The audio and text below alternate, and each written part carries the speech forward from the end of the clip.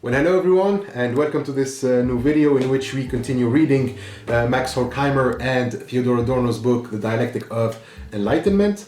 In the first video, it was a general introduction on the historical context in which the book was written, and we ended that first video with the structure of the book.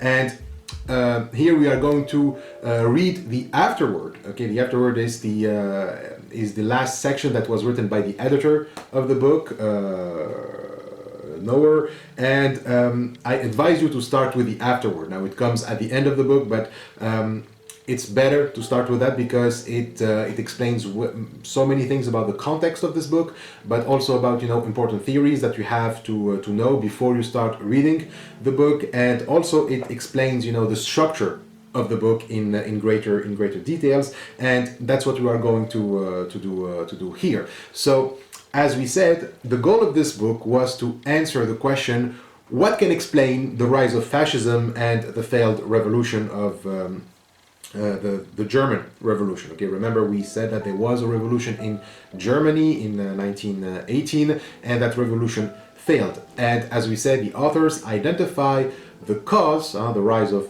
fascism and the failed revolution. They identify the cause in Enlightenment. Like normally, with the values of Enlightenment, the intellectual and scientific movement of the 18th century, people were advocating a new rational society in which science and knowledge would be the guides or the leaders of the people. So normally we should have had the kind of free, equal and rational society that Enlightenment was promising, but instead we got Hitler, Franco, Mussolini and Stalin. So people who want to defend the values of Enlightenment would say that totalitarianism is something opposed to Enlightenment, like it's a mistake or an accident, if you want. But for Adorno and Horkheimer, fascism isn't an accident, but it is the antithesis of Enlightenment itself. And if you remember what we said about the dialectic, the antithesis isn't external to the thesis, but it is internal to it. Like fascism was internal to the very idea of Enlightenment. So when fascism was on the rise, it wasn't something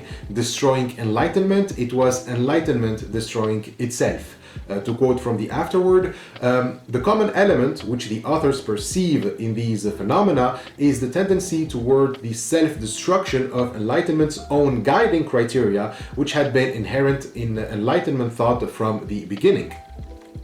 So, Western civilization was doomed to create fascism. It wasn't an error or anything like that. And so that's why we need first to understand what is Enlightenment, like the concept itself. And that's the first chapter of the book. It tells, it analyzes the concept or the idea itself of Enlightenment in order to see the internal contradictions of that idea. So the first chapter argues that Enlightenment claimed to take human beings out of religious and mythical thinking.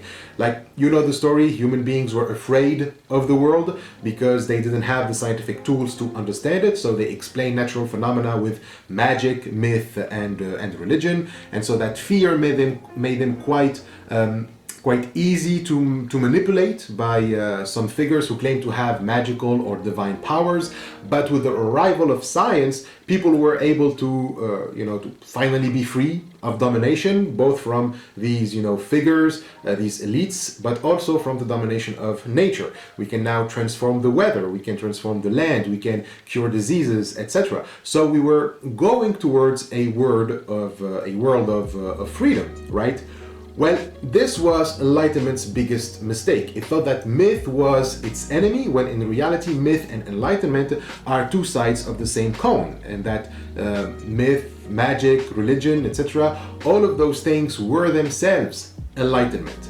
So if the thesis Enlightenment equals myth is true, then Enlightenment would be myth rejecting myth, right? So it would be myth rejecting itself or destroying itself. So Enlightenment becomes its own destruction, and this would explain the whole Hitler and fascism, on the rise. So indeed, fascism seems very contrary to Enlightenment. It is based on domination, on repression, but what is very ironic is that it is done in the name of reason and science or progress. So it's like the scientist became the new priest, and reason, with a capital R, became the new god that everyone fears, you know. But what do human beings really fear in the first place? Well, it's nature. They fear nature because nature is the violence that we grapple with. So human beings were inventing, you know, entities that would liberate them from the harsh conditions and violence imposed on them by nature. But those entities, they turn out to be as bad as nature itself. I mean, gods were always violent, intolerant towards mistakes. They demanded to be worshipped.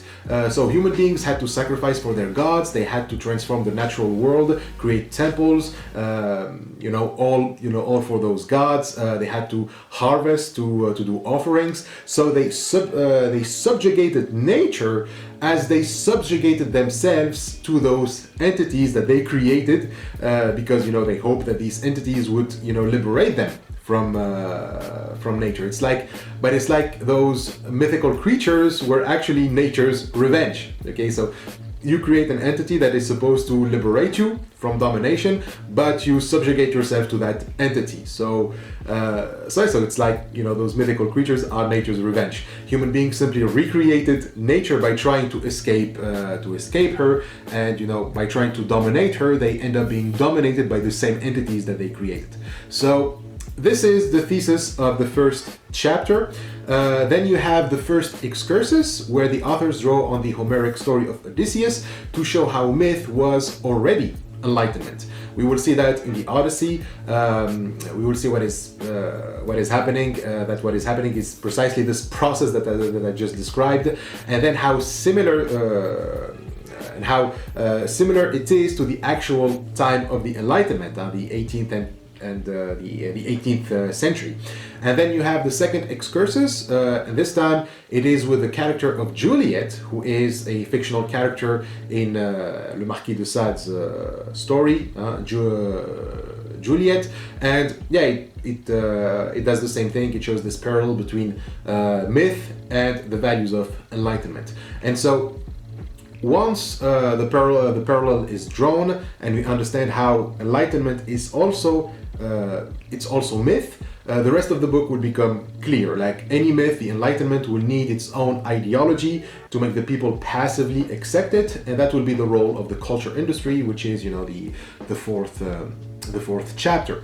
And likewise, every myth needs its villain that it just hates with straight hardcore irrationality. And so in the case of Enlightenment and fascism, that enemy is the Jew. So the Jews are the enemies of Enlightenment, and now the anti-Semitic chapter, which is the fifth chapter, kind of makes sense now. The only problem is just the last one, because if you remember, we said that there is a problem in the structure. Like, it doesn't feel like the chapters are coherent with each other. It's like each one talks about a different thing, but there is something common in all of those chapters. There is a logical link, let's say, that relates all of those chapters together. The only problem may be the last chapter, which is, the chapter notes and sketches. When you go through it, like we said, it's mostly aphorisms and ideas, but you will find that some of those fragments also have postscripts. Now here, it's worth noting that it's worth noting some things about the publication of this book. The book was, as we said, first published in 1944 in New York, but it was published privately and only in limited numbers, and it was only destined to some particular individuals and groups. It was published in a hectographic typescript, but it was in 1947 when the book can be said to have been published, like, officially, so 2 years after the Second World War, and it was published in Amsterdam by the publishing house Querido, I think that's how it is pronounced, and it was the biggest publishing house of exiled authors. So this 1947 edition had some differences with the typescript of 1944. The authors corrected a few things, but also added, or maybe or even took out, some things. The postscripts, for example, in the notes and sketches, are thought to be passages that were added to the 1947 edition, and also, there are some passages that were taken out.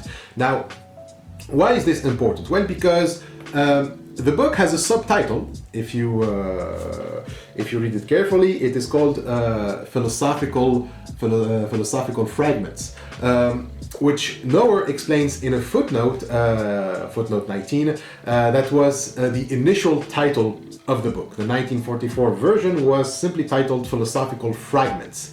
And indeed, with everything we just said about the structure of the book, it does give the impression that this is a fragmented work. But that's the beauty of it. The book is criticizing Enlightenment, which is also a tendency to systemize knowledge, to have a global or totalitarian view of the world, right? So what can be better to get your message across as a critique of Enlightenment than a work that is literally fragments? As Noerr says in that note, the designation Fragments, which Dialectic of Enlightenment bears as its subtitle and as its main title in the original version of 1944, therefore has not only the metaphorical meaning of a kind of thinking opposed to the compulsion of a system, but also the literal meaning that the printed version does not include everything initially written in it. Adorno also wanted to include the philosophy of modern music as an excursus for Dialectic of Enlightenment. So it seems that the book is more a compilation of works, the works that they wrote separately, and then they compiled it together. And this brings us to the main focus of the Afterword, which Noerr puts in the following three questions. First, what were the specific individual contributions of the authors to the text they jointly composed? Second, which especially important theoretical implication, and in particular internal revisions to critical theory, present but not fully worked out in the text, are significant for its interpretation? And third, and last, there is the question of how the textual variations between the printed edition of 1947 and pictographic edition of 1944 are to be evaluated. So each of these questions has its own section in the Afterword. So let's go through it. So first, you have the authorship and the tension between two intellectual temperaments. So now, when you have a book that is co-written, it's always tempting to try to isolate who did what or who wrote what. How much of it is Adorno and how much of it is Horkheimer. But the authors themselves have always rejected any such attempts. Whenever someone says that it is Adorno who wrote this or that chapter, Adorno would be like, no, it was Horkheimer, and or that it was as much me as him, right? So they insist on never separating their contributions. And Dialectic of Enlightenment isn't their first joint work, and it wasn't the last. But what is particular about these two, is that Horkheimer and Adorno were actually so close that even their individual work was also joint work. Like, they always insisted that whatever the one writes, the credit should go to them both. They even thought about combining their whole work once and for all after they returned to Germany. Like, you wouldn't have books or essays by the name of Horkheimer or Adorno, but you would always have Horkheimer and Adorno. And Noerr in his Afterword quotes Adorno, who said in an unpublished correspondence, "As our entire scholarly work, both theoretical and empirical, has for years been so fused together that our contributions cannot be separated, it seems timely for us to declare publicly that all our philosophical, sociological, and psychological publications should be regarded as composed by us jointly, and that we share responsibility for them. This also applies to work signed by us individually." Now, that didn't happen, but it's just to show how close these two intellectuals were. Like, the bromance was real. So they even giving themselves nicknames and shit. So, but as much as Adorno, who seemed to be the one who was more invested in the bromance, like he's the one who seems to take more seriously this issue of joint work than Horkheimer, we can nonetheless doubt that there is such a unity between their work. And in this section of the Afterword, Noerr tries to establish who contributed to what chapter by looking at the posthumous papers of both Horkheimer and Adorno. So those are the original drafts of the chapters, and by comparing handwritings, like we can deduce who wrote which chapter, but what is certain is that they both had at least both of them at least made corrections to all of the chapters in the book. So Noerr goes through everything if you want to know about that stuff, like who wrote what.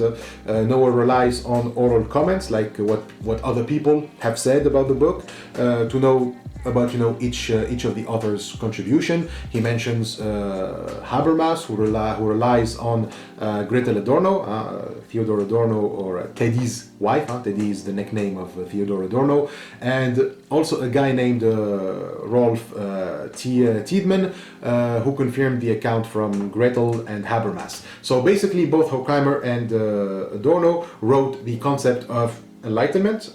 That's the first chapter. The excursuses, the one on the Odyssey, was written by Adorno, and Horkheimer corrected some things. The one on Juliet is the opposite. The culture industry was written by Adorno but was heavily revised by Horkheimer. And then it's the opposite with the elements of anti-Semitism. Then the notes and sketches, it was Horkheimer, and Adorno added some postscripts. Now, the reason why we can argue that knowing who's who is important is because of something I said earlier, that it would be wrong to assume that these two thinkers constitute a perfect unity in thought. That's because, although we can say that Adorno more or less stayed the same throughout his whole philosophical career, Horkheimer went through different phases. So, taking their individual works as though they were by the same author can be misleading. And this is the second section of the Afterword that we turn to, which is the genesis of the work, theoretical implications. So this is where the figure of Pollock comes in. In the 30s, Horkheimer was still pretty optimist about the ideas of Enlightenment. He was actively thinking of the ways we can translate Enlightenment values into dialectical materialism, which is the main philosophy in Marxism. Like, we can use Enlightenment's concept of reason in order to achieve communism. And so most of his work at that time was about developing a theory of how Enlightenment ideas can be implemented in materialist praxis. He wanted a theory that would be multi-disciplined and wouldn't just be confined to strictly scientific disciplines or the economy. And so we can call this the period of the Journal for Social Studies. It was the journal of the Institute of Frankfurt that he in which Horkheimer was publishing in. And so the collection of essays that we mentioned earlier, they come from that journal. And so this was the purpose of critical theory in its beginning, to outline a theory of application to the ideas of Enlightenment regarding reason to materialism. And this kind of became, his life project, how to have an enlightened approach to psychology, to sociology, to history, in order to create a free and just society. And so what was happening at that time was that the scholarly disciplines were lacking a certain unity, which led to each one doing its own thing without taking into consideration what was necessarily happening in the other disciplines. Like psychology didn't really care about physics, which didn't really care about sociology, which didn't really care about history, etc. But each were developing, new scholarly tools. And as such, Noerr argues that for Horkheimer, quote, the only political groups which had the strength to bring about a revolutionary transformation of society were those which were able to make use of comprehensive theory which employed the most advanced scholarly instruments. So, for example, economy cannot work efficiently if it doesn't, take into account psychology. That was, if you remember, the main problem of classical Marxism. And likewise, you need moral philosophy so that economy and psychology don't become a sort of manipulation that we know. That we know today, marketing, where you blend those two disciplines like economy and psychology in order to make sure that people will stay dumb or buy stuff that they don't need, and you just make them worse. So critical theory was still trying to fulfill the goals and ideals of Enlightenment through a unified theory applied to all the scientific and literary disciplines and bring them all together.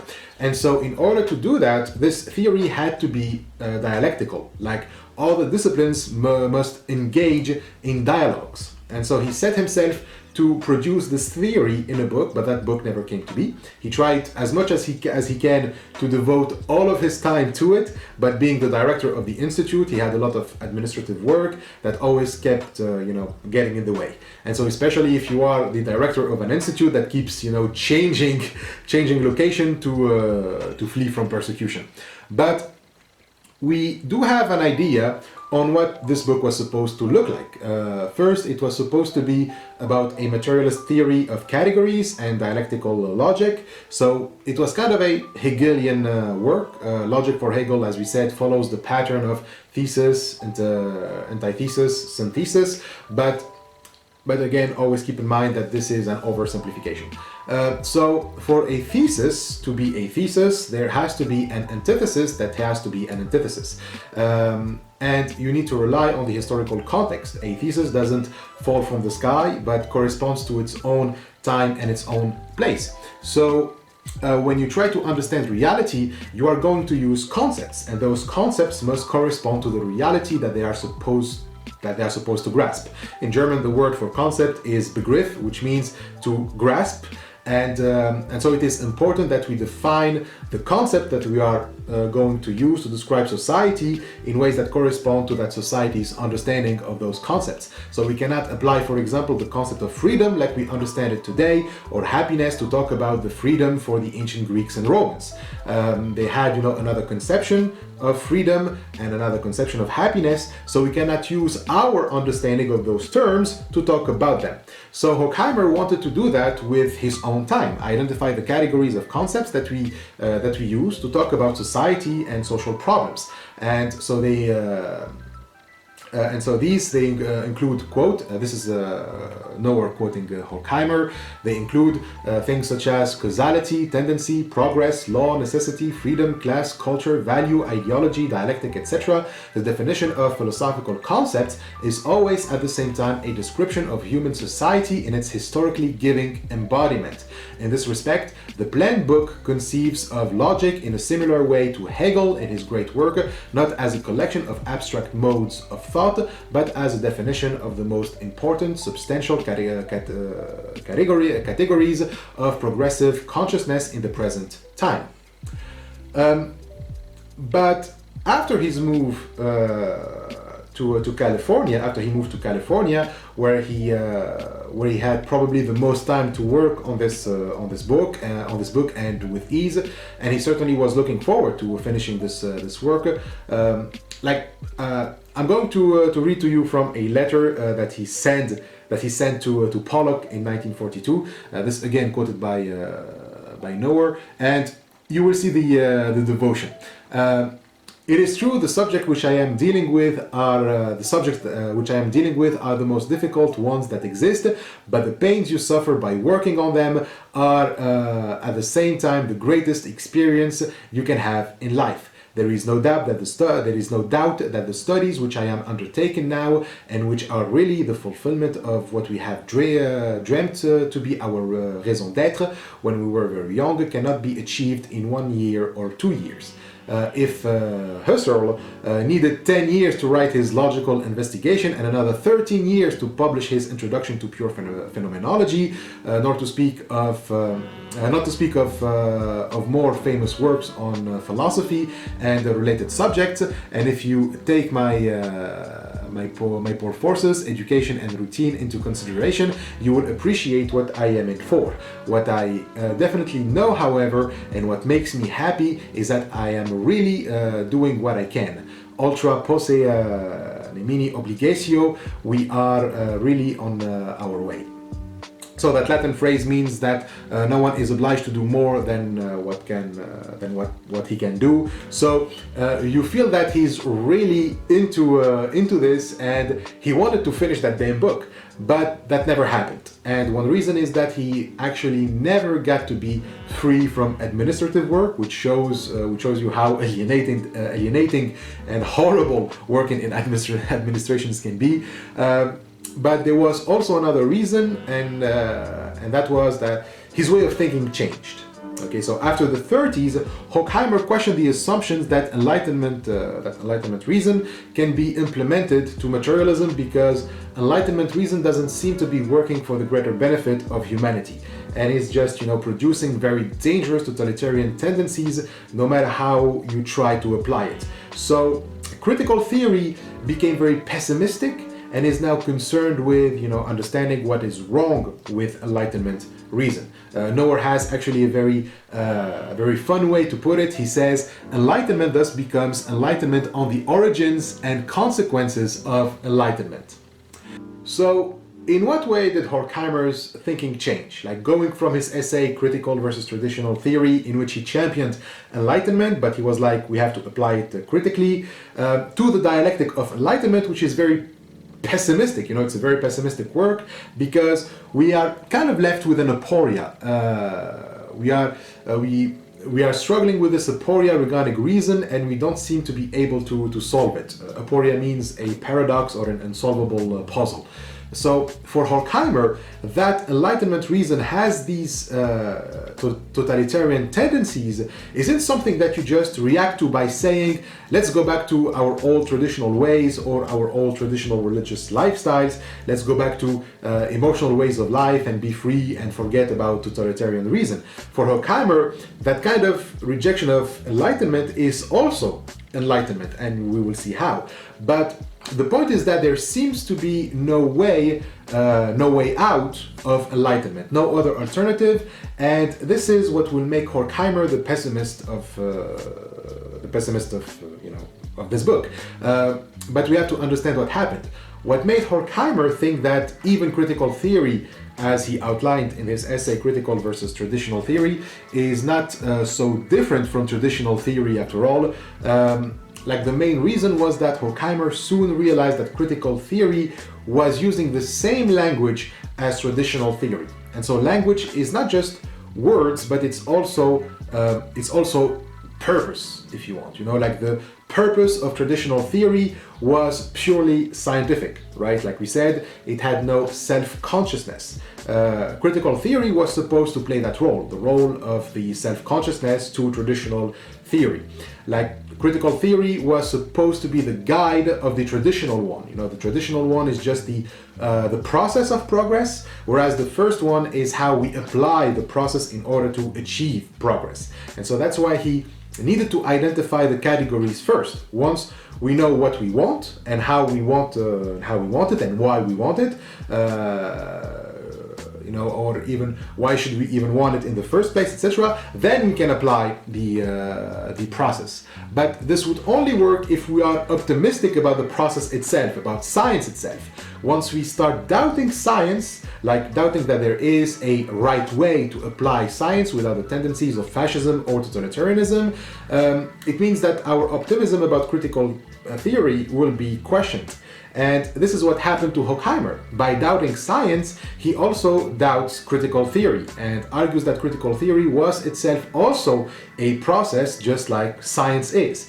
And so he sees, because it turns out that both traditional and critical theory use the same language, which is the language of positivism. And so positivism is a philosophical method used in science and was perhaps the philosophy that encapsulates the most Enlightenment. It argues that we must only care about observable facts. We restrict reason to what we can see, with what can be seen, calculated, theorized in equations and theorems. We just focus on what can be useful.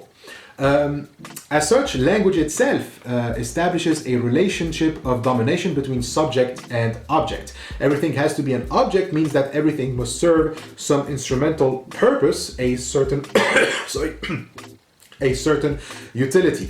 So language must therefore be itself an instrument of designating the world as instruments. So when I look at a tree and say that's a tree, what I mean is that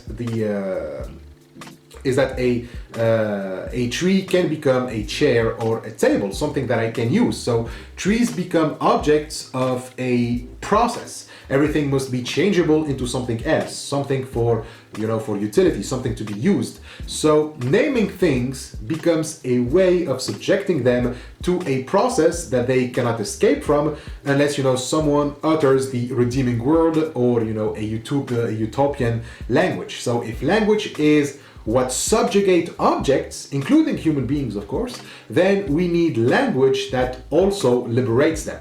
Quote, "The critique of reason, which reverts to a myth, requires as its background not only a historical philosophy of reconciliation, but also a utopia of true language." So this true language would be the language that would reconcile the particular with the universal. And so positivist language severs particular things from universals. The tree becomes a particular tree, an object that we can reproduce, replace to infinity to suit our needs. It becomes something that we can manufacture at all time. Whenever we need a chair, we can summon a particular tree to cut down. And so instead, Horkheimer thinks we need a language that is not instrumental, a language of reconciliation. But the authors seem to grow very wary that maybe there is no alternative, there is no utopian true language. That would be a utopian language would be what we call a meta language, which we already mentioned in my videos on hyperobjects by Timothy Morton, so go check it. Anyways, we seem to be left with an impossible reconciliation between theory and praxis, because while theory seems to become just a critique of practice, whereas at the beginning it was supposed to guide practice.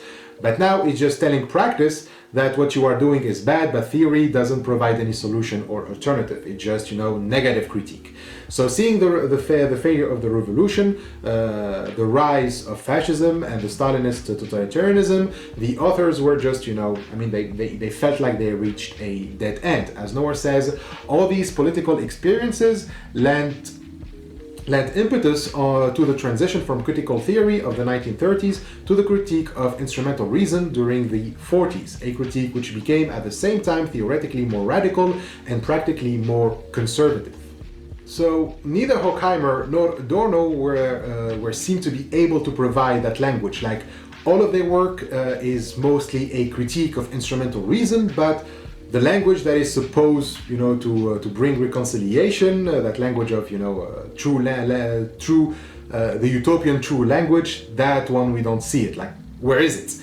All forms of language that try to emancipate the individual were looked at with suspicion as another instrumental positivist language. Remember that Horkheimer's background was psychology, and at that time, the figure of psychology was Sigmund Freud.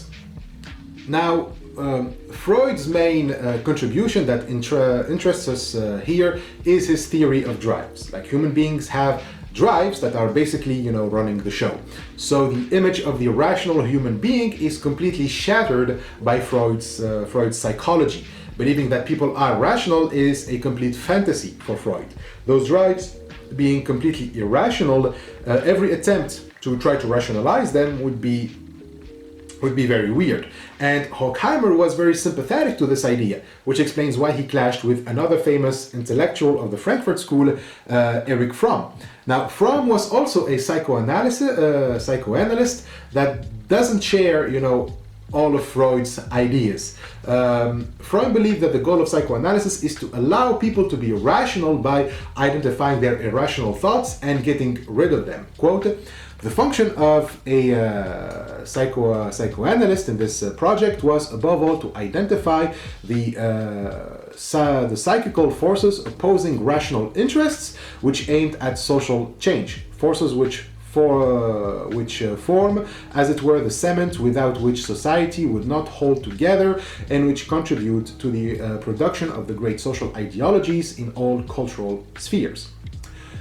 Problem is, Horkheimer was very skeptical regarding this. He believed that Fromm was wrong, and he criticized him precisely for his analytic or positivist language. Fromm was, by the way, one of the founding figures of analytic social psychology. For Fromm, people have rational interests that our society alienates us from by making us live in a social structure that social structures that force us to ignore our rational interests, and encourage us to have irrational ones. So the point was to identify those structures and our rational interests and get rid of the former and focus on the latter. So, for example, Fromm didn't like the theories of Freud on sexuality because it makes it as if human beings are only carnal creatures looking for sexual pleasures. But if we say that, beneath sex there is a rational desire for intimacy and for connection with other human beings, then we don't look at human beings in the same way. Now, Horkheimer agrees on the first part, that we are living in structures that don't really reward our better angels, let's say, but our demons. Like Horkheimer wrote a book about family and the totalitarian state, in which he argues that the structure of the nuclear family and the state already predisposes the individual into accepting fascism and totalitarianism, something that I agree with and was already demonstrated ever since the times of Friedrich Engels. But he doesn't agree with Fromm on claiming that there is a rational desire for connection. So, although Fromm even criticized Freud's theories as themselves being a justification for patriarchal and fascist structures, Horkheimer went to the opposite direction. To quote from Noerr again, Freud's pessimism regarding the possibility of subjugating destructive forces founded on the theory of drives appeared to Horkheimer all the more convincing the less he himself was able to attach such hopes to the abolition of domination by concrete social movements. So, trying to abolish systems of domination by social movements was seen as the same thing as trying to take control over the unconscious. But it would be wrong to draw that parallel uncritically. After all, psychoanalysis, the Freudian kind, is reactionary and kind of conservative, which is what critical theory tries to avoid. Psychoanalysis itself, despite its critique of rationality, used still a positivist language.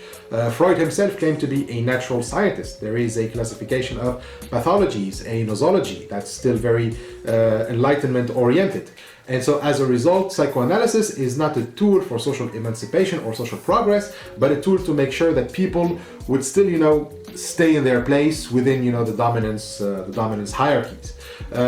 So if you want, many people became mentally sick because they live in oppressive structures. But those illnesses can disrupt the order or call it into question. So psychoanalysis would cure those diseases by which we make the individual healthy in the same structures that are causing them to become neurotic. Like, at least Fromm did advocate for a social psychoanalysis that cures patients by pointing out the oppressive structures in which they lived. Freud, on the other hand, didn't really want to do that. He didn't really question the patriarchal bourgeois model that was causing many women to be hysterical, for example, but he preferred telling women that they are like that because they have penis envy. So, that's how ideology works. Using science, it naturalizes the pathologies that it creates. Like, your sickness isn't something that comes from society. It's something that comes in a natural way, meaning that what's responsible for your diseases is not the social order. It is factors that are from the realm of nature, and so we use science to cure those diseases. But in order to avoid them altogether, you need social sciences, since it is the social order and structure that is actually causing them. So when psychology becomes a natural science, it becomes positivistic. But Horkheimer and also Adorno were drawn to psychoanalysis because it puts an emphasis on illusions, and that's what they that's what really attracted them to psychoanalysis. They were constantly talking about the orientation of their book, the Dialectic, and they kept coming back to the importance of psychoanalysis. Quote, in these discussions, psychoanalysis is seen on the one hand as a variety of positivist thinking, ultimately tending toward a false reconciliation between the mutilated individual and the social agencies to which it owes its suffering. On the other hand, however, the psychoanalytic concepts spring from an Enlightenment tradition of asserting truth against illusions and taboos on which the authors wished to draw. So, one of the illusions that they found very useful to draw upon was the ahistorical concept of the bourgeois individual. An ahistorical concept means a concept that doesn't have a history, a concept that always existed, like some sort of natural thing, something that just falls from the sky or whatever. Instead, Freud showed that the individual itself is a historical process. The ego isn't the master in his own home, as Freud always says. So, as Adorno and Horkheimer say in their correspondence about the orientation of the book, the progressive moment of analysis consists in the contributions it has made to an understanding of the individual as an arena. It might be said that the analytic categories, however distorted, are conducive to the insight that the individual itself is a history of class struggles. So, what the Dialectic of Enlightenment is about is basically a psychoanalysis of the bourgeois mind. It specifically targets its ideology, which is the ideology of enlightenment. Scientific concepts were therefore to be seen not as ahistorical, but also as having a history in the Marxist sense, as both a dialectical history and a history of class struggle. So science also becomes an arena for social class struggle. So if enlightenment is predominantly serving the bourgeois class, then we cannot be uncritical of it and take science without any question, as you know, without any question as the road toward communism. We need to examine the culture that enlightenment has produced, like a psychoanalyst examines a patient. And so this becomes especially clear in the second chapters of in the two chapters about the culture industry and the chapter on anti-Semitism. Enlightenment is supposed to create some form of high culture that teaches about emancipation, but instead the culture that's been produced is one of regression. By this we mean, movies, TV shows, music, advertisement, etc., like the spectacle. And so the culture industry is like the id of enlightenment. The Freudian theory of the self. There is the superego, the ego, and then there is the id. The id is the unconscious drives, while the culture industry is, the product of the Enlightenment's id. The cultural industry basically cuts off our thoughts and rational behavior, like unconscious drives would. You can see that when people produce cynical bits of wits and take that as wisdom. Facts don't care about your feelings. This type of bullshit. It's simple. Everyone can use it. It is cynical, so it must be true. The most regressive and cynical thing you can think of. That's what the culture industry wants. And when you move to the next chapter on anti-Semitism, you see its direct consequences. Anti-Semitism is basically, quote, the triumph of the projective manipulation of the world over the differentiations and inhibitions of rational thought and behavior. But there is a tension within their views on anti-Semitism, probably more in the case of Adorno than Horkheimer.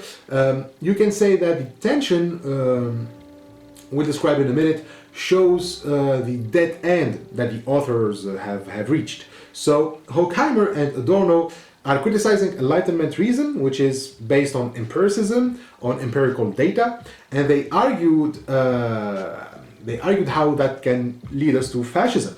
But when they get to anti-Semitism, which after the Second World War, you're right to never wanted to face it again, they decide to come up with ways to identify anti-Semitism. So a lot of work Adorno specifically produced in the 40s was about establishing a criterion for spotting fascists. But that would rely on empirical data. And so they did that. They produced many studies on prejudice at the Institute, at the Frankfurt School, and Adorno collaborated with American psychologists, and they released a book called The Authoritarian Personality. And that is a manual on how to spot potential fascists. But you can see this paradox between the Dialectic of Enlightenment and the authoritarian personality. Like, the former rejects empirical work, while the other is based almost entirely on it.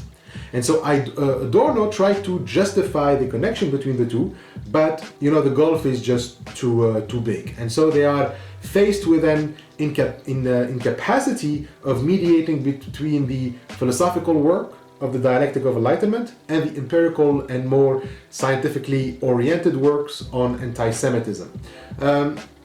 Which kind of pokes another big hole to the attempt at a unified, interdisciplined approach to social problems, like the opposite figure to the fascist, anti-Semite, totalitarian, prejudiced, ignorant individual that Adorno identifies as the authoritarian personality, turns out to be the irrational dude from the Enlightenment, which is criticized in the Dialectic of Enlightenment as an anti-Semite.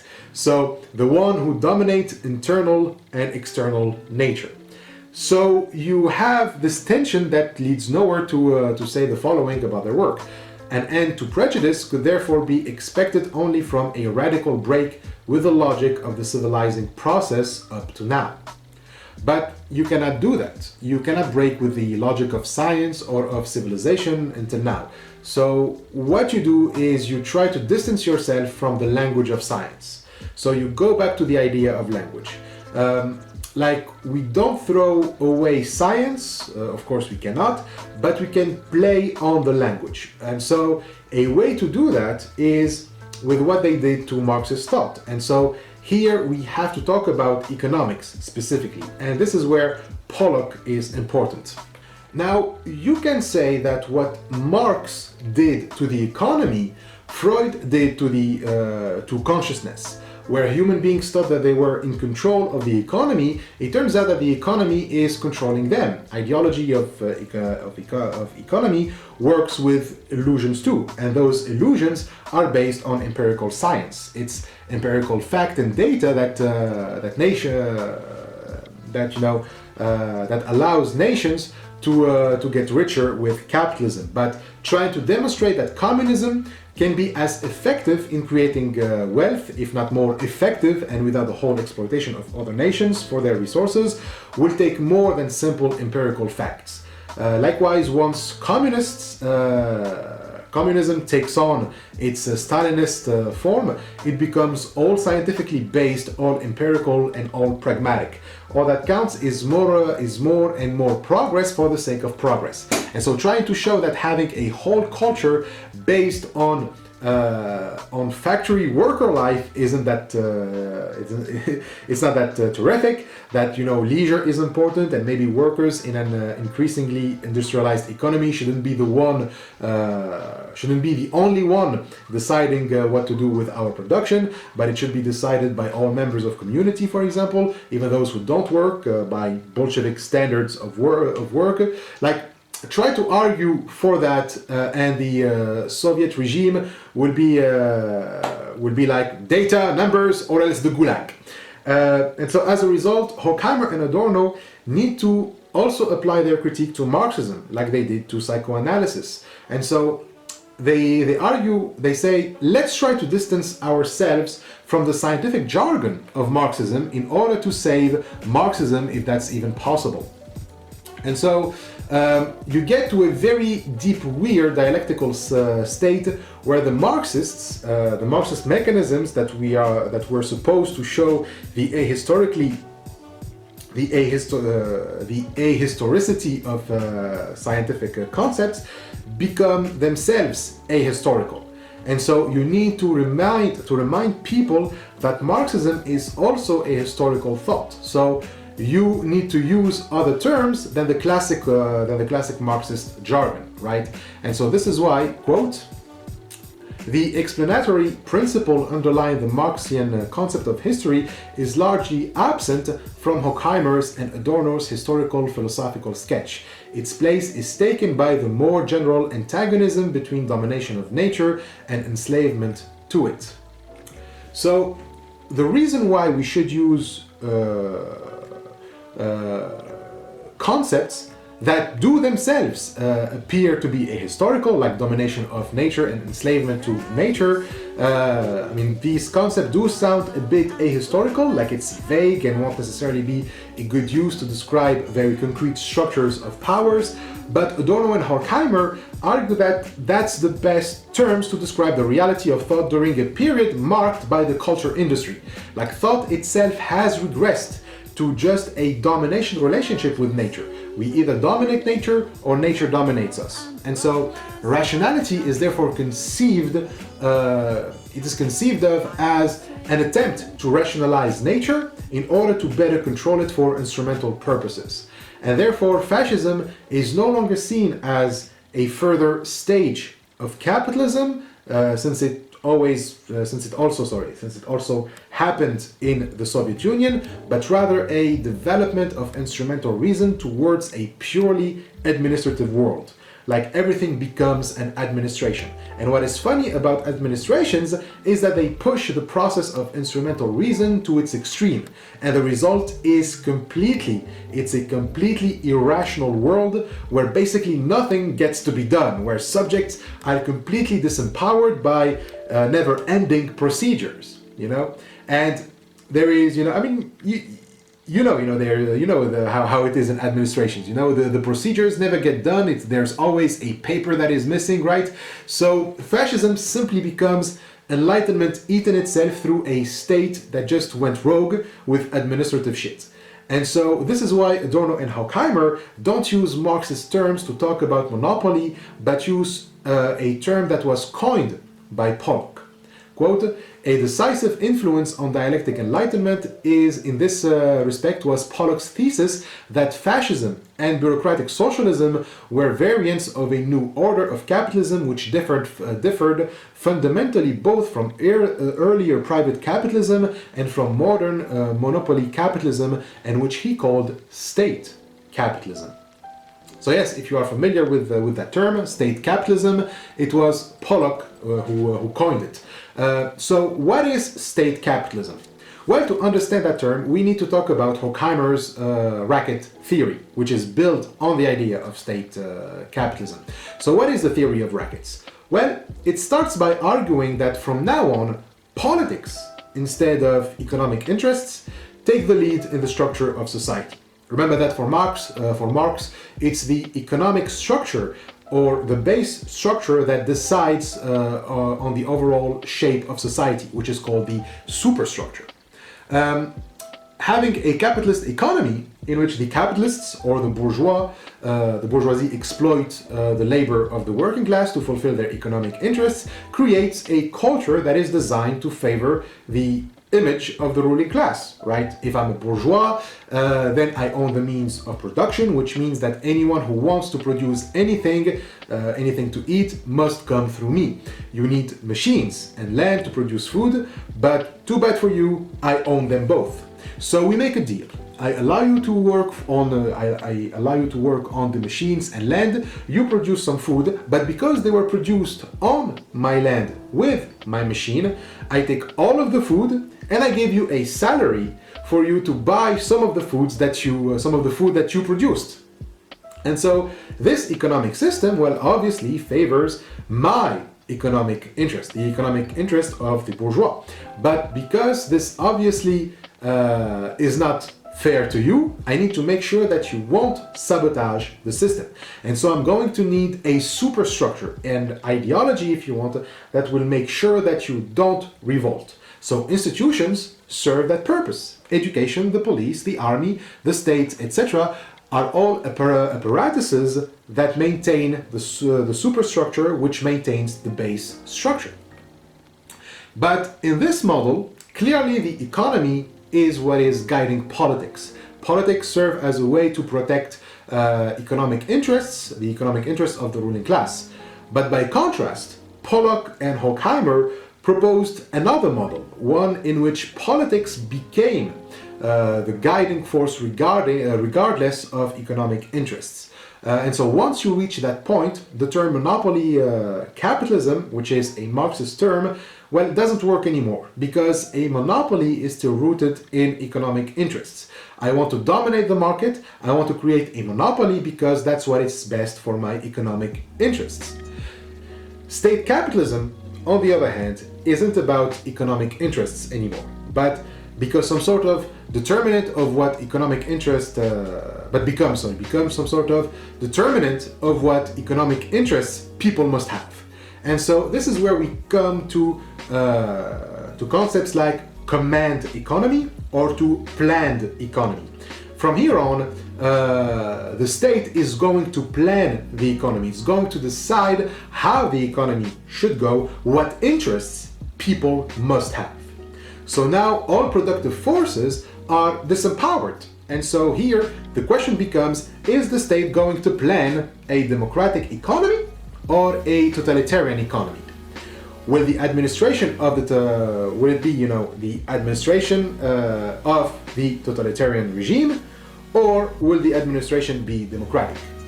But obviously, command economy will lean more towards totalitarianism rather than democracy, because now the domination of the ruling class will be overtly expressed through brutal force. Quote, "This provides the starting point for Horkheimer's theory of rackets, according to which social power, in keeping with its own economic principle, is transformed from the form mediated by exchange via the form conferred on it by economic monopolies, into direct domination by force." And so the rackets are going to be the people in charge of this process. And Horkheimer therefore defines rackets as the groups, cliques, councils, boards, or committees formed in the most diverse epochs, whose social function is largely supplanted by the imperative to preserve and increase their own power. So rackets are not people who are looking for their economic interests anymore. They are just after power. What can confer me the most power, the greatest power, even if that would mean suicide, well, I'm gonna do it. It's like, Freud's death drive went completely rogue, So this would only heighten the contradictions within capitalism and the antagonisms between the classes, right? It would even bring the contradiction to an international level. So normally this would keep fitting into the Marxist view of history. It would be the best way to bring about the proletarian revolution. So why did the revolution fail? Well, that's because rackets and their state capitalism have produced a new way to conceal these antagonisms. Like the superstructure is supposed to hide the base structure. And so here too we have a form of concealment. And this one can be even more problematic than the old ways. We now conceal the contradictions by heightening them and integrating them within the system. Like the contradictions that are supposed to disintegrate the system become part of it. And so class struggle is no longer a danger for the capitalist order, it becomes what's fueling it. Okay, what fuels the capitalist order becomes the class struggle. What kills you makes you stronger, And so that traditional Marxist critique of capitalism and the state have become an apparatus for further domination. Quote, "National Socialism," so that's the Nazis, "and bureaucratic socialism," that's Stalinism, or more generally a new integral statism, can no longer be described only in terms of economic basic categories. And so this is mostly directed at Stalinism, but the Nazis too were doing this. So even if Marxists were opposed to Nazis, they fought all the time against Nazis, Adorno and Horkheimer were worried that the Marxists don't see that the system that they are fighting has also found roots on their side as well. Because what they fail to see is that the fall of liberalism doesn't bring about the communist society that Marxists dream about. The whole concept of liberalism was like people are constantly dominating each other, so let's try to make them peaceful by mediating through them. So that mediation was supposed to be the liberal market. And so Marxists saw that liberal markets don't stop the process of domination, but they saw that at least liberalism was making people more rational, and in due time they will be rational enough for no longer needing mediation to cooperate, because they won't be dominating one another. Horkheimer and Adorno, on the other hand, were like, yeah, no. The rationality of liberalism is a double-edged sword, because it's actually making us regress. It's making us dumber, and so, as Noerr says, political analysis takes on greater importance to the extent that liberalism appears as an historical episode after the downfall of which society reverts to direct methods of domination no longer mediated via the market. So domination now simply becomes politics itself, and so politics become some sort of mystical force that is affecting both the political agents and those who are dominated. The dominants are now basically thinking that they are the one on a divine life mission to save their nation or humanity or the earth or whatever, while the dominated attribute all world events to politics. And so politicians then turn into celebrities. We discuss their lives as a bunch of facts with no need of theory. We have no idea what's really going on in the White House or in the presidential palace. We just see them as they appear on television. They give a speech, they kiss a baby, they smile, they say that they will take care of everything, and that's it. And so here's a quote from a fragment that Noerr gives from Horkheimer about this issue. The dominated mass attribute world events to politics. They hear the appeal and the decree, they are informed about the lives of the powerful, which consist of facts in no need of theory. The masses experience the direct consequences of political actions, of negotiations between rackets. They feel the effects of emerging aid, of rising prices, of the new job, of war, and perceive big politics as far and nature, just as they earlier perceived the economic depression. And the protagonists share this belief. They know that they hold key positions, just as the entrepreneur mistook his business venture calculations and speculations that he undertook on the basis of the economic cycle. For freedom, the presidents of unions and government misconstrue their decisions as the beginning of causal chains. So, politics become a show that hides the contradictions by making them more and more apparent. By acknowledging the contradictions within society, the politician acknowledges poverty, he acknowledges sexism, he even acknowledges racism. They promise to do something about it. They promise to fix the economy. Just let them do it. And so the state itself becomes therefore like science. It's just a tool, as Lenin said, a tool to maintain the show. It's just a bunch of processes and procedures, chemical reactions without any instance of self-reflection. Quote, the governments are executive mechanism which cannot rationally understand the actual state of the forces on which they depend, but merely feel their concrete effects. So, the primacy of politics, which is the term that Horkheimer uses, it's just that. It is a numbing phenomenon that puts agency in the hands of politicians. They take agency away from the masses in exchange for entertainment. So let the politics deal with everything. You just enjoy your life, you entertain yourself, you go watch the last blockbuster movie, you finish your education, always go to a party on the weekend, just focus on yourself, don't miss your favorite artist's new song or album, keep talking about gossip and celebrity scandals, show up at your job, mediate, do some meditation once in a while, hit the gym, learn about, energies, have you, go check your horoscope, so something like that. Like all of those things are the culture industry. It's the idea that everything has been rationalized, so now you no longer need to think. Just partake in the process, and that's it. Everything has been figured out for you, so you just go with the flow. And so we see how the criticism of Marxists towards private property is now subverted.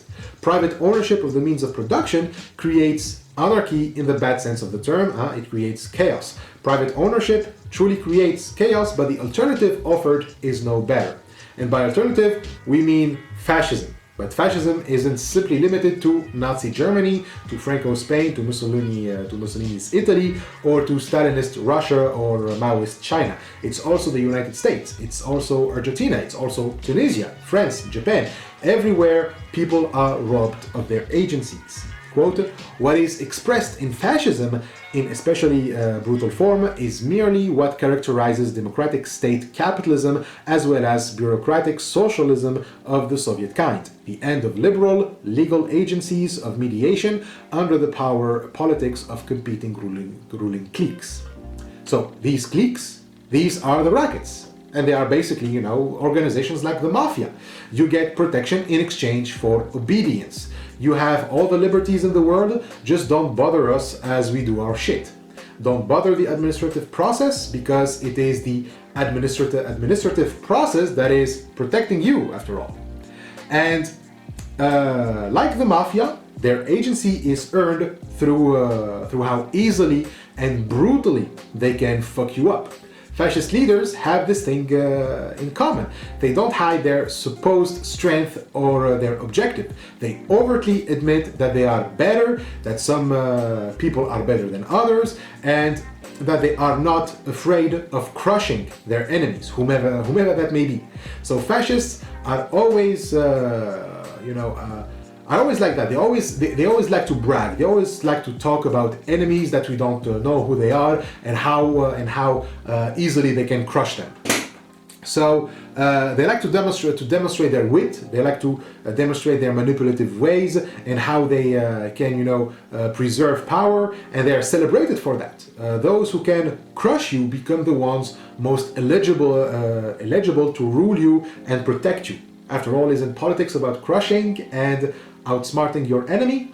So there is an ever-going competition among the rackets, each trying to eliminate the other. And as a result, the racket who dominates the most becomes the most attractive. The one who suppresses the masses better than the other dominates both the masses that he suppresses, the masses that his opponent suppresses, and he dominates his opponent as well. So you can easily see a tendency towards monopoly here. The monopoly it's not just about having one ruler or a small cast of rulers, but having the relationship model of the ruler reproduced throughout the whole society. Like every single relationship between the members of society becomes modeled on that of the racket at the top. And so Noerr quotes again from Horkheimer, under the conditions of monopolism and total domination, Horkheimer writes in 1943, the permanence of oppression, its parasitic nature becomes manifest. Every ruling class has always been monopolistic to the extent that it excluded the overwhelming majority of human beings. The structure corresponded to that of competing rackets. Even the socially useful functions which the ruling classes used to perform have been transformed into weapons against the oppressed population and against competing groups within their own class. The racket pattern, which used to be typical of the behavior of rulers toward the ruled, is now representative of all human relationships, even those within the working class. So even members of the working class become rackets with one another. They suffer the oppression of the rulers, and they oppress their fellow human beings, which only further the domination of the ruler. Like, how great is this? Not only you oppress, but the oppressed oppress each other and oppress themselves even more. So, Horkheimer proposes a new sociology that is based on the racket's model of existence. What a truly democratic society would look like isn't a classless society, but first of all, a racketless society. Rackets obviously follow the pattern of the jungle, the struggle, the survival of the fittest. That's why it's a regression. It seems thinking as a weakness and promotes either brute force or effective manipulation. Thinking is just for the weak. Its goal is simply and only self-preservation. So that is why a theory of racket needs also to be anthropological and comparative. By looking at our society today, or in Horkheimer's time, we see the primitive racket. To finish the quote that Noerr was giving from Horkheimer, a true sociology of the racket as the living element of the ruling class in history could serve both a political and a scientific purpose. It could help to clarify the goal of political praxis, a society with a pattern different to that of the racket, a racketless society. It could contribute to defining the idea of democracy, which still leads a shadowy life in the heads of human beings. Expressed in scientific terms, a more appropriate philosophy of history could evolve from the sociology of the racket. The modern concept contributes to describing social relationships of the past. The human anatomy is the key to the anatomy of the ape. So, the ape, of course, is the racket. It's a regressed state of humanity. Like, we go back to the state of nature in which only brute force establish itself. Like, might makes right. And this really captures the problem of the dialectic of enlightenment. Like, within enlightenment, there is both an interplay of progress and regress. As societies become more rational, they also fall back into barbarism. They become less rational the more rational they become. And there's a footnote that's really worth to look at. Noerr mentions another fragment by Horkheimer where he subverts what we said earlier, that you exchange protection for obedience, which is later exchanged for oppression. Like, fascism starts with offering protection, but as we've seen, that protection soon becomes oppression. Like, people glorify the oppressor and they want to be oppressed because that's all they come to know. Quote, in an essay of 1946, he described the function of the concept on the basis of the racket model, protecting in exchange for oppression. In the concept, fulfillment is inseparable from suffering. Its fixity only faithfully reflects the society which serves life by oppressing it, which develops human beings by mutilating them, and knows of homeland only as the protection which suppresses the protected. So that too is a dialectical process. The thesis becomes or generates its own antithesis. Now, the racket theory doesn't really appear in the Dialectic of Enlightenment. That's because Horkheimer and Adorno never really developed it further than in a few essays and fragments, and didn't even publish many of their writings on that theory. And some of their colleagues at the Institute were very skeptical about the racket theory. But it was this particular theory that really made the transition between the early conception of critical theory to what it became in the 1940s. So, sorry, it was a little bit long, but that's really necessary to fully grasp the content of the book. So then there is the last section in Noerr's Afterword, that is textual variants. Now, as we said, the first time the book was published was in 1944, but was only printed in a limited number and in a limited edition, and there were only 500 copies of it, and they went to specific recipients. That's because the institute status was quite uncertain during the 40s, and the book was published in Germany while the authors were in the US. So there were a lot of fund problems, etc. So given the very limited means that they had, it was very difficult to work on a book that was this ambitious and that wanted to capture, the essence of politics during the 40s. But when Horkheimer and Adorno found better ease to publish the book in 1947, then you can expect that some changes were added to the 44 version. And then when the book was republished in the 60s, there were even more changes. What's great about the edition that I have here is that Noerr makes sure to keep those variations. Like whenever something changes, you actually have a footnote that mentions the variation.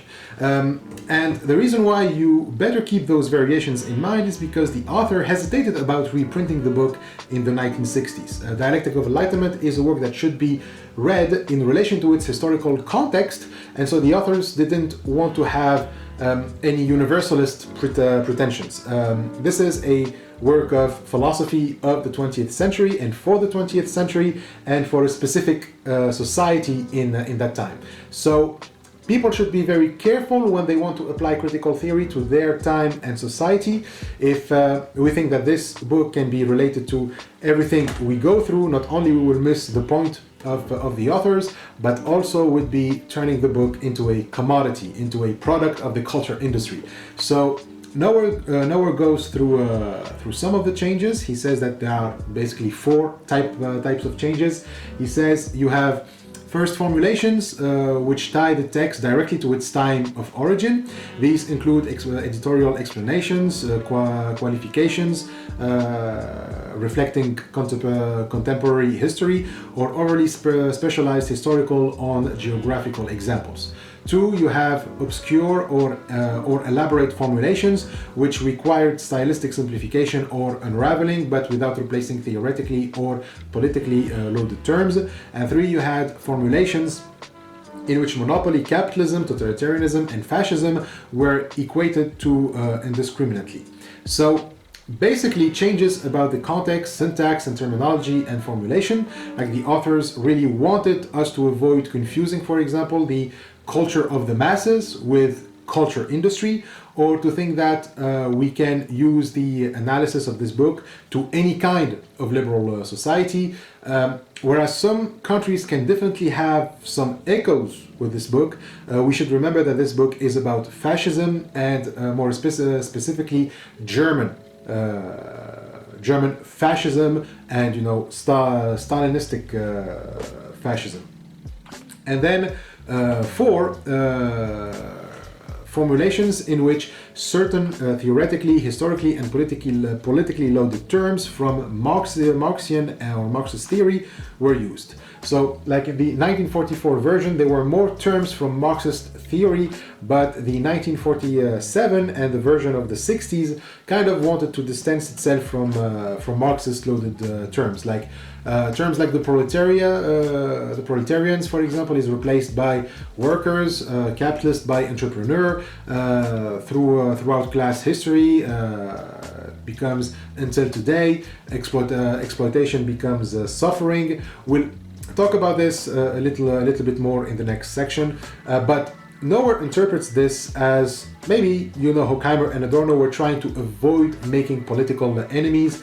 Like the fate of the institute is not very certain. Having a liberal asylum status makes you very vulnerable. You don't want to make enemies saying that you are an open Marxist, especially in the US, and you also worry about the consequences that it can have on your friends and colleagues. Like in a footnote there, Noerr gives the gives examples of how Horkheimer took out language that refers to Marxism from earlier essays ever since 1935. For example, in a note written probably in the early 30s, and at any rate not later than 1935, Horkheimer writes of the independence of the revolutionary fighter. The note was incorporated it's in German. I'm gonna try to pronounce this right. De Merkungen zur philosophischen Anthropologie, published in 1935, where, however, he writes of the independence of the person who pursues this goal of a free humanity. Horkheimer and Adorno were really trying to tone down the Marxism, and Horkheimer was very afraid of censorship and ended up, living in a society of whispering because you're afraid that someone may hear or say something controversial and report you to the authorities. Back then it was real authorities where people were afraid of actual officials showing up to deport them to actual labor camp or to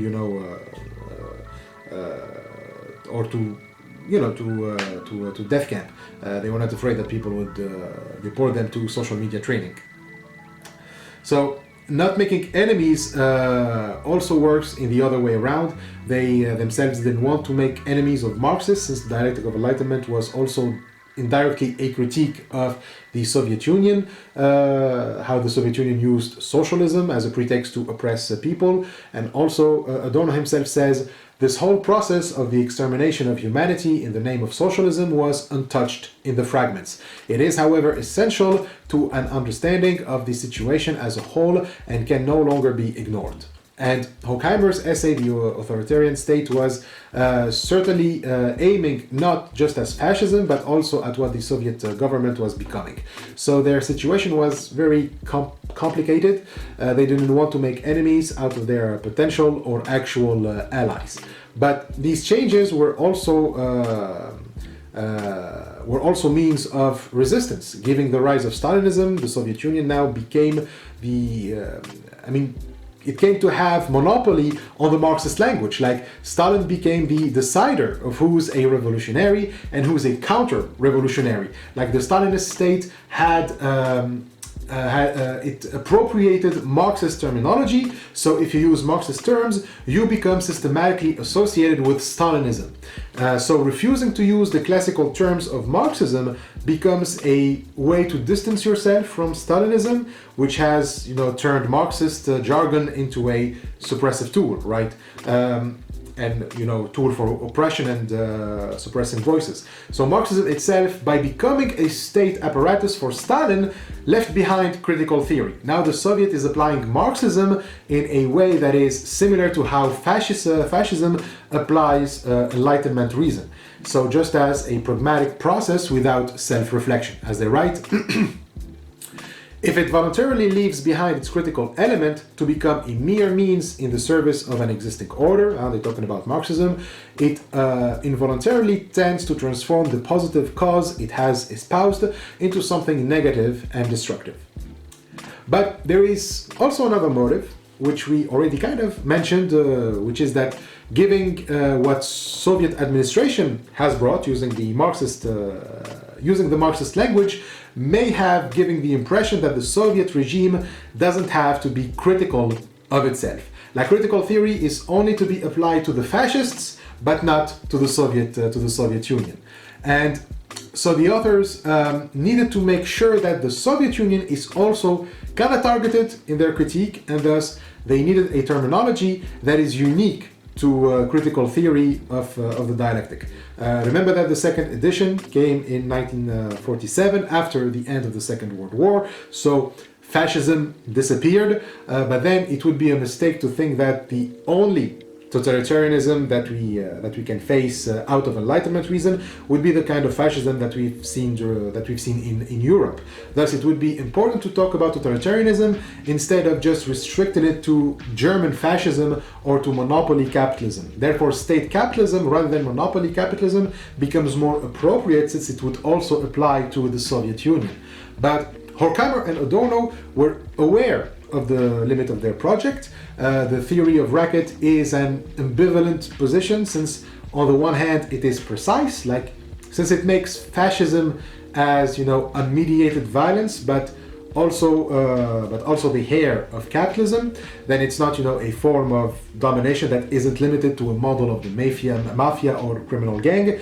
But on the other hand, the theory runs the risk of being too oversimplistic and can end up losing its nuance. By replacing monopoly with rackets, we seem to be changing an oversimplified term in the economy by another one in politics.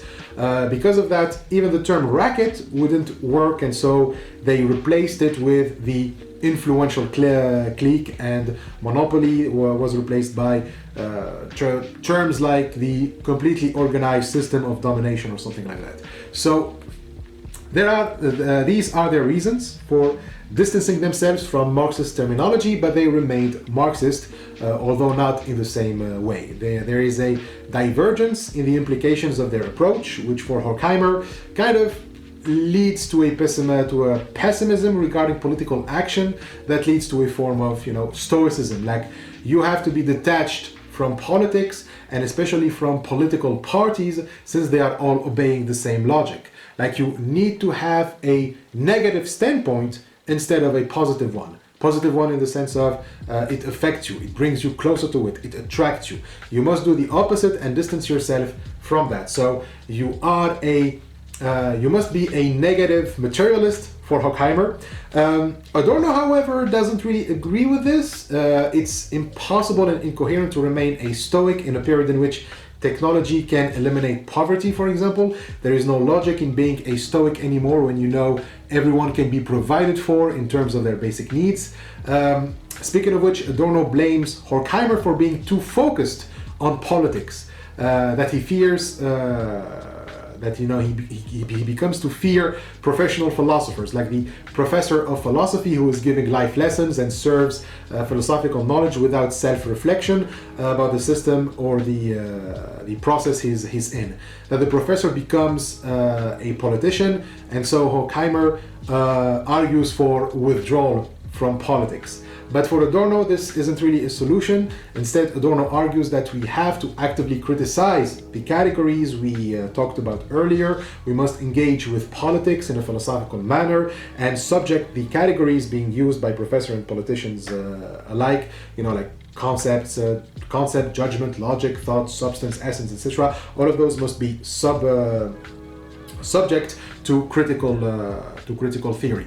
What Adorno is afraid of is a withdrawal, like Horkheimer's, would lead to a dogmatic use of logic. Like, without philosophers to criticize logic and reason would be applied uncritically, and so the risk of creating a new Hitler or Stalin is brought back.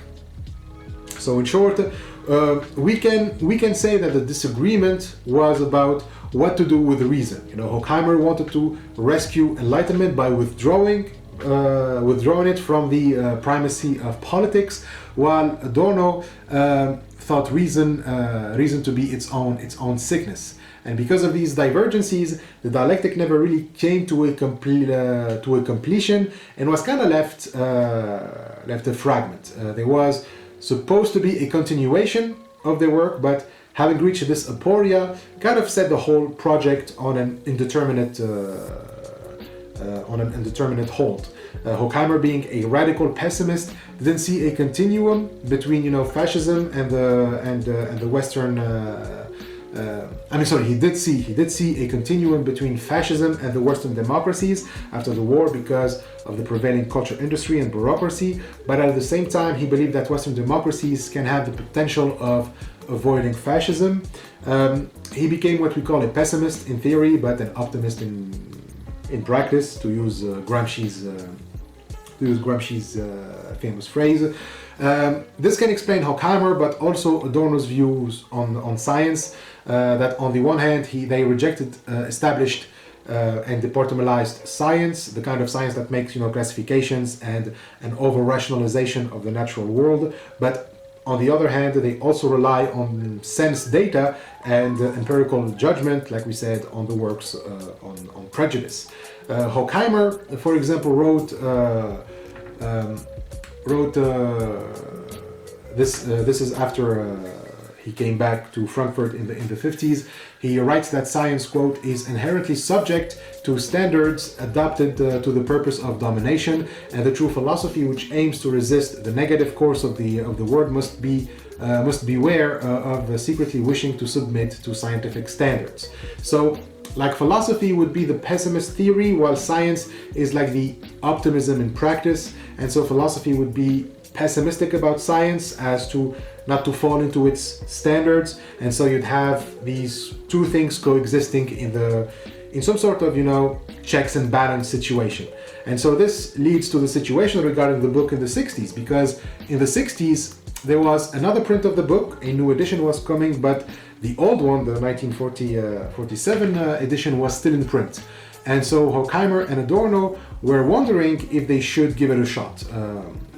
The decision was given to Pollock whether to allow a new edition, and Pollock wasn't really hyped by it. He believed that the context has changed so much in the last 15 years since the book's publication that in order to reprint a new edition would require a lot of amendments to the text in order to fit the context of the 60s, that maybe not much of the original content would be left. Quote, all in all, I come to the dismal conclusion that the content of Dialectic is not suitable for mass circulation.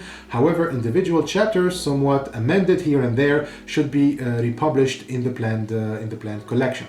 So Horkheimer shared this view with Pollock, but Adorno didn't, and kind of tried to persuade Pollock not to change the original version, persuade Horkheimer and Pollock. But they both agreed to republish it with new corrections, because, well, they were getting old, and when you're old, according to them, you grow tired of wanting to stand up for some principles or some shit. So they accepted.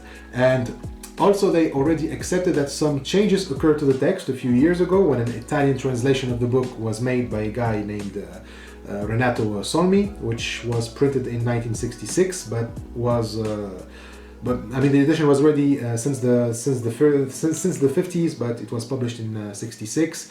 And so, in its preface, you have first the acknowledgement that the Dialectic of Enlightenment was supposed to be an introduction to a new theory of history and a new theory of society that they were developing during the fascist period of Germany. And as we've seen, that theory never came about. They also argue that the book really cannot be really used today in the same way that it would have been during fascism, because for fascism to take hold, you need an absence of economic and administrative function, which are conditions hard to achieve in democracies. But the book can still be relevant in the context of the nationalism that's being developed in the third world, for example. In Africa, Asia, South America, the nationalist movements had a lot of similarities to the fascist regimes of Germany, with many tyrants instrumentalizing culture for their politics. And that made the authors also notice that even in the West, there are tendencies of fascism to which the book can still bring an answer. So to quote from the preface of this Italian edition, in the eastern regions, people live like slaves, while in the West they subordinate everything else to the will to protect themselves from such slavery. Culture threatens to become a mere means. That is why we believe the book to be still topical today. And you can consider it more problematic that the movements of the East have a resentful attitude towards Enlightenment, but in ways that are not at all critical. Enlightenment values are rejected, but in order to embrace an even totalitarian, mystical irrationality, and even mythical and religious thinking, which, as we'll see throughout our series, is not opposed to Enlightenment reason. It's not opposed to it at all, but is kind of like its id. And so I even see it today with some people. These are people that I personally know that want to use this book's thesis as a critique of European Enlightenment, but then they fail to apply the critique to their own culture or their own belief, which is again, I think, missing the point of the book. To quote again from the preface, our analysis of cultural phenomena from the 30s and 40s, which we in no way intend to moderate, is supplemented by our hope that the overthrow of the totalitarian Nazi rule has awakened forces which, despite everything, will resist the temptation, which will not fail to emerge one day in every country. So they insist on this, that the temptation to fall back into totalitarianism and fascism will not fail to emerge one day in every country. And if those countries think that the way to resist those tendencies is by rejecting Enlightenment reason, they're just dangerously wrong. Like the Soviets, who thought that because they identify as Marxists, they cannot be fascists, or cannot generate a totalitarian state, or that their state cannot be capitalist in nature, like the Enlightenment, who by identifying itself as progress failed to see the elements of regress inherent to its concept. But still, there was a controversy about the modified passages or the up-to-date passages in the new edition of the 60s. Solmi himself begged Adorno and Horkheimer not to include that preface because he didn't want readers to go look for the modifications, fearing that it will create a controversy that wasn't needed. They conceded, and it was only after 10 years that readers found that some passages were modified. As in Germany, the new Italian edition was immediately known as a modified version of the 1947 edition, and yes, the controversy was on. The changes did bring political enemies, this time as readers blamed Horkheimer and Adorno for not being real Marxists, and that critical theory without its Marxist language would be obsolete and inappropriate to criticize capitalism. And so this experience with the German reception of the Italian version made them more reluctant for a German republication.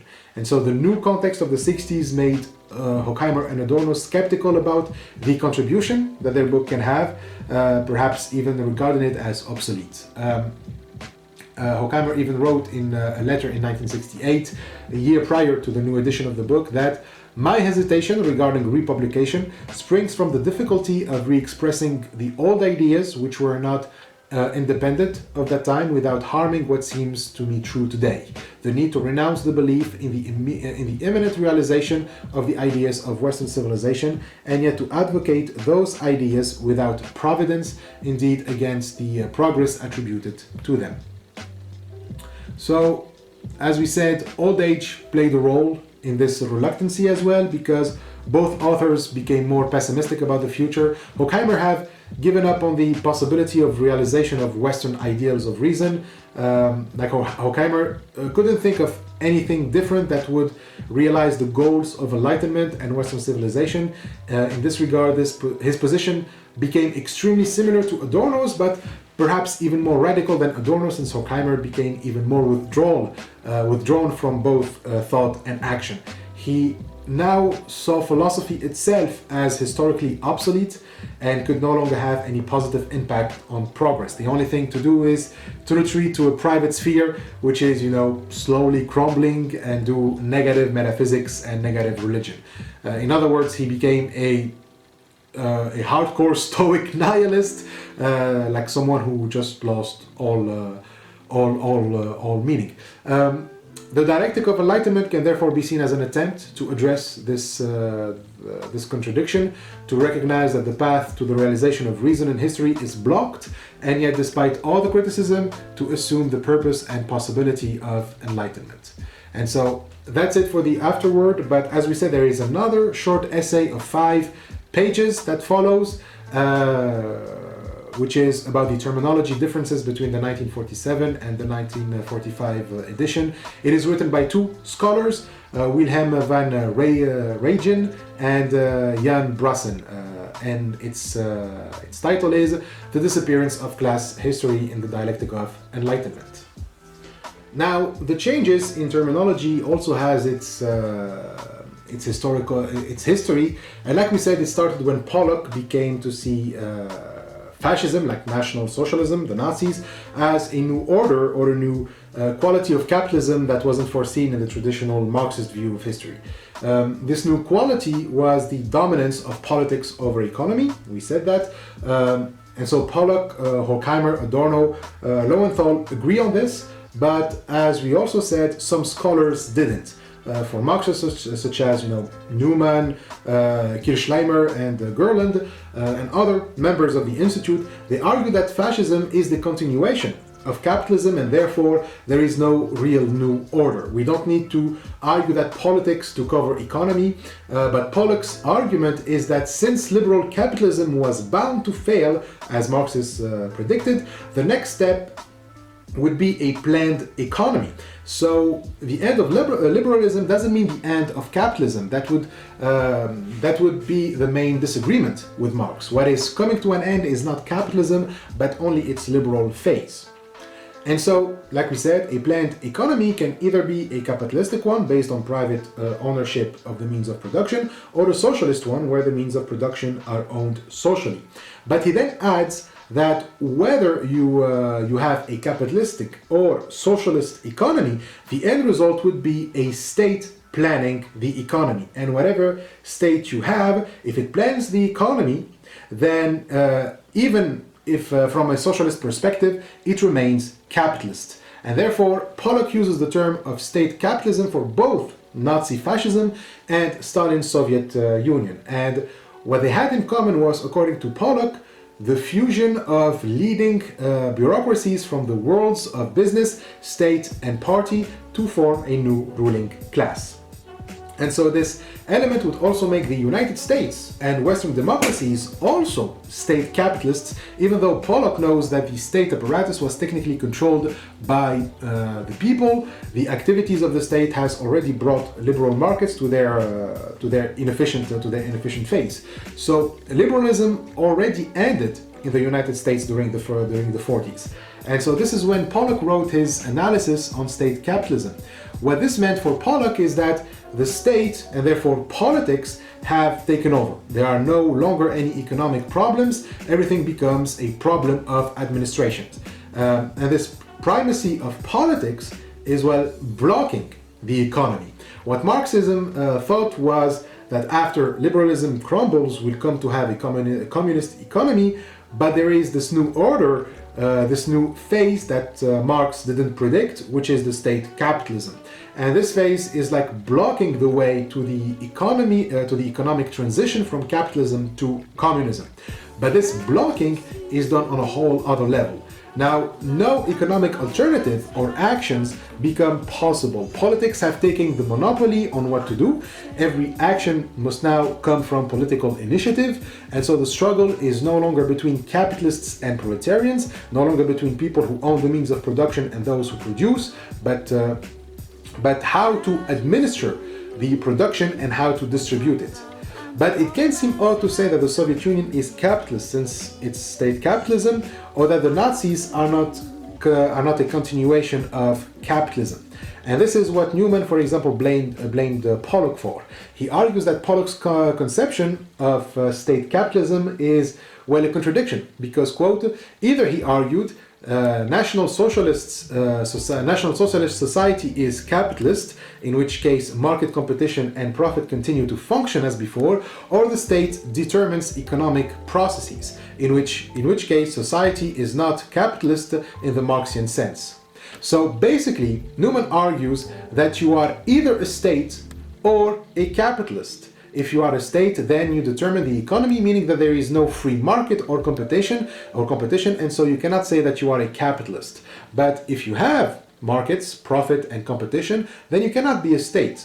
But Newman agreed with Pollock on the increase of politics over economy, and it is something to be worried about. But for Newman, that didn't announce a new order of capitalism, but it's only an increase of the contradictions within liberal capitalism, which is, just announcing its end. So fascism was simply a totalitarian growing capitalist monopoly, not a state.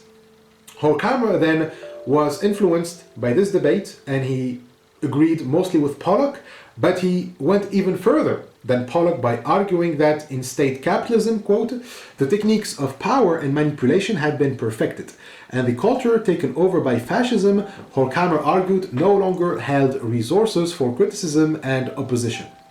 So what was pretty peculiar with state capitalism is that it's not just a monopoly, but something that is so big and pervasive that even the tools you have to criticize it become part of it. That's how manipulative it gets. The resources to criticize and oppose state capitalism become part of it. Even Marxist terminology, as we said, becomes tools in favor of the state. So reason, which according to the Enlightenment is supposed to liberate us from oppression, becomes the tyrant's tool of oppression. And so what you end up with is an integral statism. In short, everything is fascist now. The whole culture is infected with fascist tendencies, and this is why the book became very popular during the 60s with the emergence of the New Left, like the New Left, which was brought up through figures like Herbert Marcuse, who was a leading figure of the Frankfurt School, and the focus of the New Left itself was less economics, but it was culture. And this is where the whole cultural Marxist conspiracy nonsense also comes from, since fascism is kind of everywhere now, or you don't know what it is, like casual, conversation can be carrying fascist tendencies within them, right? You have some sort of, of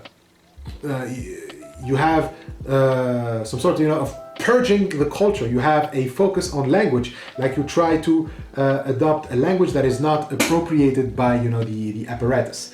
And so all of this goes back to the Dialectic of Enlightenment, which tried to look for a language that is less politically charged, because they were looking for a language that wouldn't be manipulative. So the changes they made in the 1947 editions were things like replacing terms such as monopoly, capital, and profit, which had become charged with specific meanings through the debate over state capitalism, with less charged expressions. Monopoly becomes the economic apparatus, or the term is replaced by the agencies of mass production, the system of modern industry, the culture industry, those in power, or more neutrally, the system. However, the term monopoly is not infrequently replaced by trusts and combines. The monopoly rulers are transformed into managing the directors. Capital becomes the economy, its power, the power of the economically strongest, or capitalism disappears completely.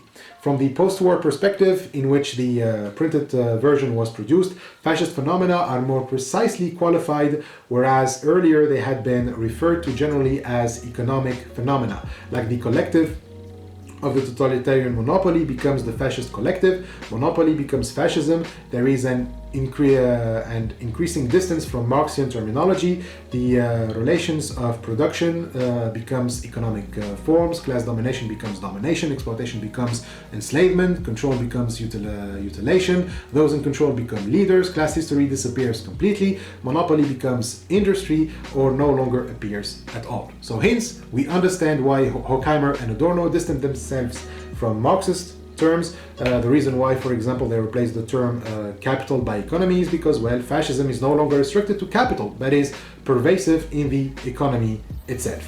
And so since Marxism also places the emphasis on the primacy of the economy in their analysis, Marxism too becomes infected with fascist tendencies. And because of that, not only Marxism becomes obsolete, because you cannot win against something that puts the focus on the primacy of politics while you put it on economics, and second, because putting the primacy of economics is itself the primacy of politics when your economy is permeated with fascist tendencies. Like, there is no distinction anymore between economy and politics, and so even when someone claims to be all about facts and objectivity and straight hardcore economy, they are doing politics. So everything becomes a tool to serve a political agenda. Staying objective is no longer an option and cannot even be taken seriously. So reason cannot be trusted anymore. And so this, of course, doesn't mean that Horkheimer and Adorno reject Marxism. Again, they're still Marxist. What they reject is the mechanical interpretation of Marxism that the Soviet Union and the Bolsheviks were obsessed with. So they saw it as a regress brought by the progress of Enlightenment, and they believe that the only way to fight that regress is by critical theory. All right, so that was it. That's for the afterword, which concludes the introduction, the complete introduction to Dialectic of Enlightenment. Starting from next week, we will start reading directly from the main source, from the main book. And next week we are going to look at the prefaces, because they included all the prefaces, the preface from 1944 to 47, and even the Italian preface and the preface of the latest republication of 1969. So we are going to go through those next week. Thank you for watching, and hopefully you find this helpful.